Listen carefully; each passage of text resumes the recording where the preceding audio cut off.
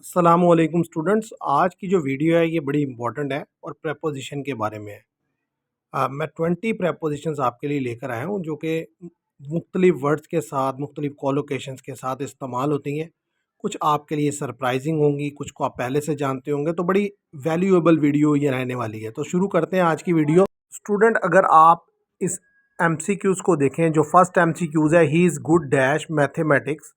4 options है, इन, eight, on, for. ज़्यादातर students ये समझेंगे कि इस गुड के बाद इन की प्रेपोजिशन लगनी चाहिए, लेकिन गुड के बाद एट की प्रेपोजिशन यूज़ होती है जब भी हम किसी एबिलिटी या स्किल के बारे में बात करते हैं। He is good at mathematics, he is good at English, he is good at playing cricket. तो ये आपने बात रट लेनी है कि गुड के बाद एट की प्रेपोजिशन आती है जब आप किसी एबिलिटी या स्किल्स के बारे में बात करते हैं। ऐसे ही अगर बात की जाए सेकेंड MCQs की, she is afraid dash dogs.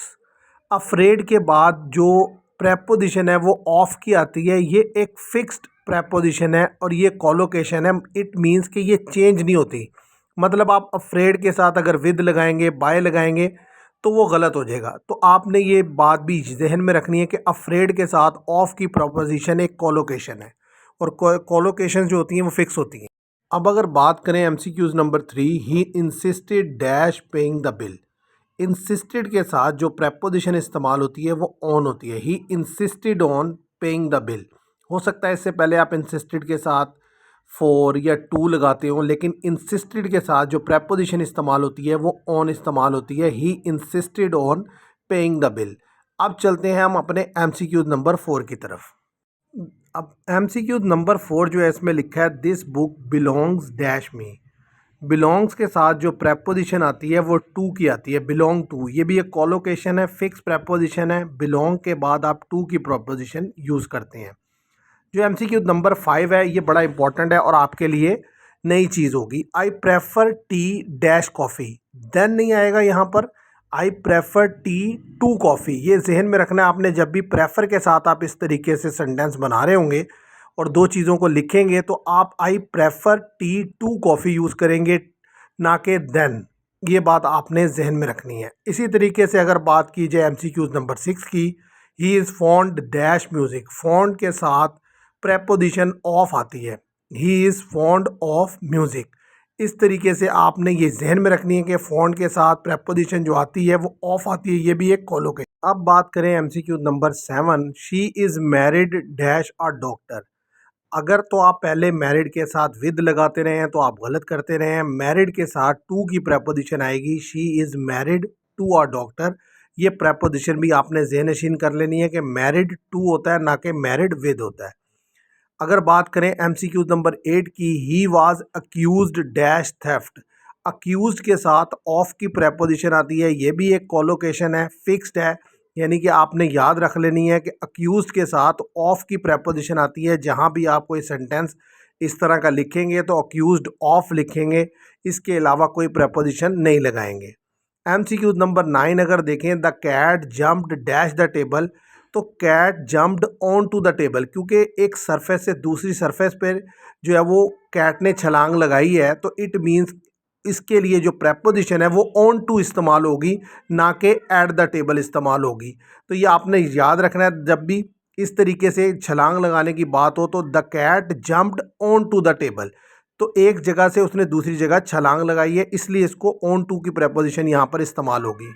अब अगर बात करें MCQ number 10, she is tired dash working all day. तो ऑफ की प्रेपोजिशन आएगी।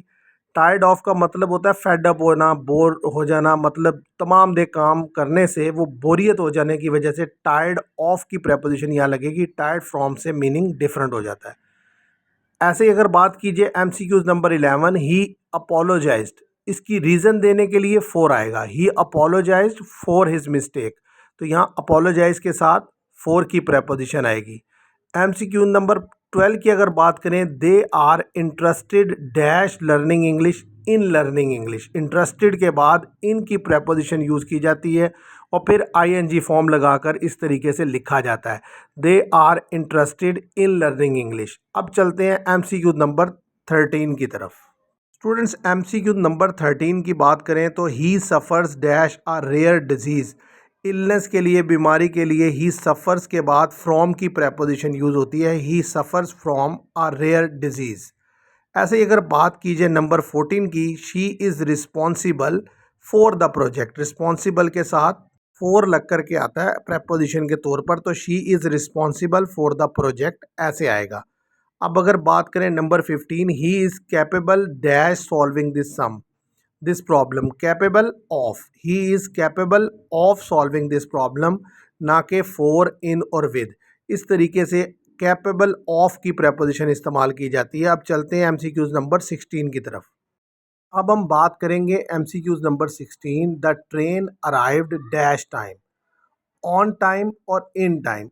यहाँ पर ऑन टाइम आएगा। ऑन टाइम से मुराद होती है कि जो एग्जैक्ट स्केड्यूल है किसी चीज़ का, उस टाइम पर अगर वो काम हो रहा है तो इट मीन्स वहाँ पर ऑन की प्रेपोजिशन यूज़ करेंगे। इनका मतलब ये होता है कि आपने जो डेडलाइन है किसी काम को करने की, उससे बस पहले पहले आपने वो चीज़ मैनेज कर ली, तो इट मीन्स कि इन टाइम आपने कर लिया, आपको नुकसान नहीं हुआ। लेकिन ऑन टाइम का मतलब ये है कि जो एग्जैक्ट टाइम था, जो उसकी रिक्वायरमेंट थी, आपने उस तक वो काम ईजीली मैनेज किया। The train arrived on time.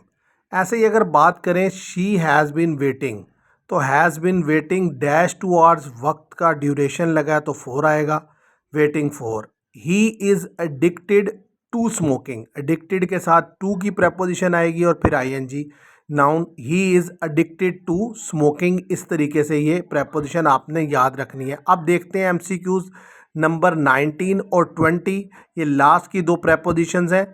The meeting will start dash Monday, जो डेज ऑफ वीक हैं उनसे पहले ऑन की प्रेपोजिशन लग करके आती है, the meeting will start on Monday.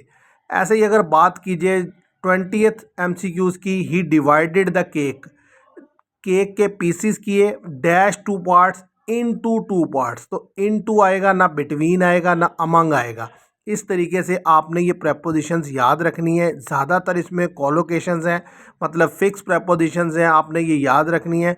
बहुत कम में कोई लॉजिक अप्लाई होती है। तो मैं उम्मीद करता हूँ कि आप इसको याद रखेंगे और आइंदा जब सेंटेंस बनाएंगे या कुछ लिखेंगे तो उसमें इसको एक्यूरेटली यूज़ करेंगे। Thank you very much.